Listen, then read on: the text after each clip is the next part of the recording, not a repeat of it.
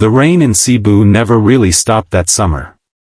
It came down in sheets over the tin roofs of Barangay Lahug, drumming a steady rhythm that 14-year-old Sonny Green had long ago learned to write to. He would sit by the open window of the small sari-sari store his mother ran, a cracked notebook balanced on his knees, and let the words come. Sonny's mother, Maritz, had named him after an American pen pal she'd written to as a young woman, a small dream of the wider world she carried with her when she married Sonny's father, a jeepney driver named Bert. Bert died when Sonny was 11, a heart attack on the road between Cebu City and Mando, and after that, the notebook became something more than a hobby. It became the only place Sonny could say what he could not say out loud. He wrote about his father's laugh. He wrote about the smell of adobo on Sunday mornings before everything changed. He wrote about his mother's hands, cracked and calloused from counting coins behind the store counter, and how she still hummed old Visayan lullabies even when the electricity bill was 3 months late. He did not think of himself as a poet. He thought of himself as a boy trying to keep his family's story from disappearing. By 16, Sonny had filled 11 notebooks. His mother found them once, tucked under his bed, and read through the night.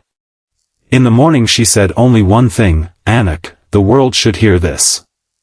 Sonny laughed it off. Poems didn't pay for school fees. Poems didn't fix the roof. But Maritz was not a woman who let a thing go once she believed in it.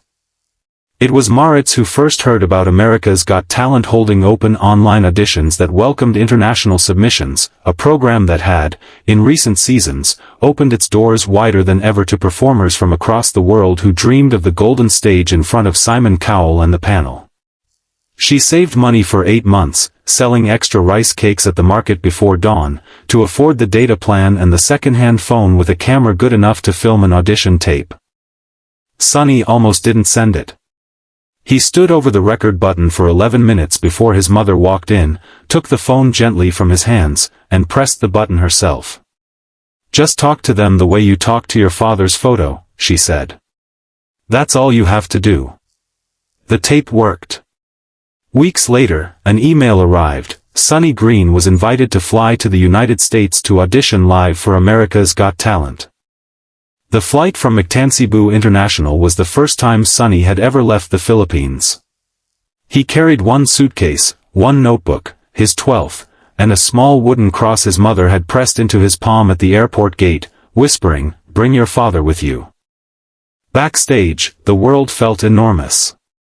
Performers from every corner of the globe moved past him in a blur of costumes and instruments and nerves. Sonny had nothing but his notebook and the plain white shirt his mother had ironed 3 times before he packed it. A stagehand asked what his act was. "Spoken word," Sonny said. "Poetry." The stagehand raised an eyebrow, the kind of look that said poetry rarely made it past the first commercial break. When his name was called, Sonny walked out into lights brighter than anything Lahug had ever seen. Simon Cowell sat at the center of the panel, arms crossed, unreadable as always.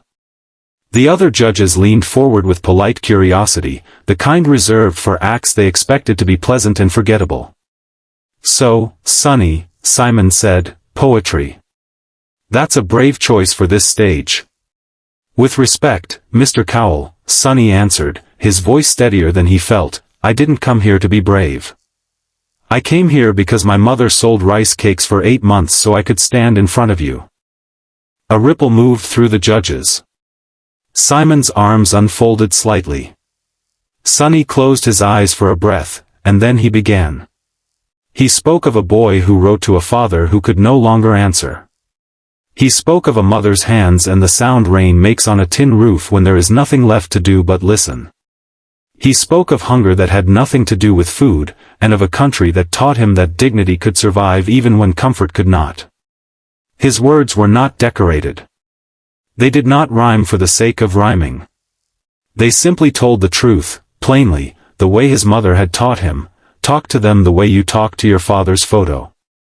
Somewhere in the middle of the piece, Sonny's voice cracked on the line, "I kept his laugh in a notebook because I was too young to keep it anywhere else," and for a moment the entire theater seemed to hold its breath with him.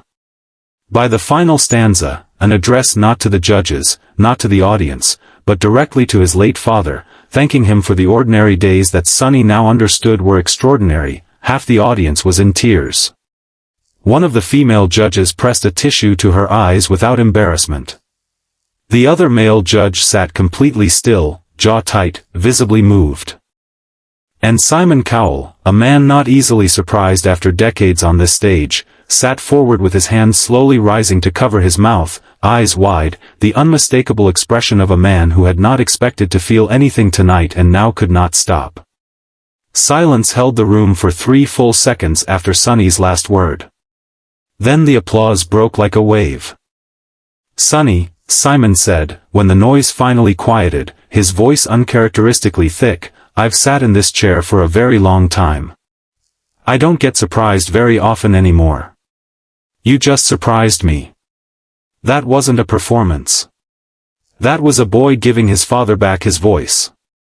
Sonny, that was the definition of words of wisdom." The other judges praised him in turn, his composure, his honesty, the way he had made an entire theater fall silent for words alone, no music, no props, nothing but truth. But it was Simon who rose first from his seat. "I don't do this for everyone," Simon said, walking toward the golden buzzer. "But tonight, for you, and for your mother back home selling rice cakes, I think it's time the world heard what she already knew." He pressed it.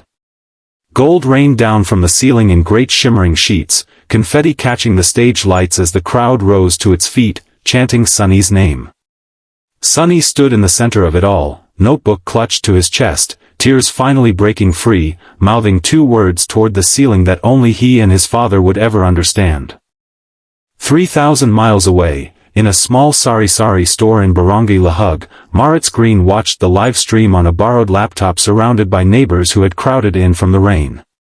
When the golden buzzer lit up her son's face on the tiny screen, she pressed her hand to her mouth exactly the way Simon Cowell had, and wept the same tears, for the same reason, because some words, when they are true enough, can cross any ocean and still land exactly where they were meant to. Sonny Green did not just win a golden buzzer that night.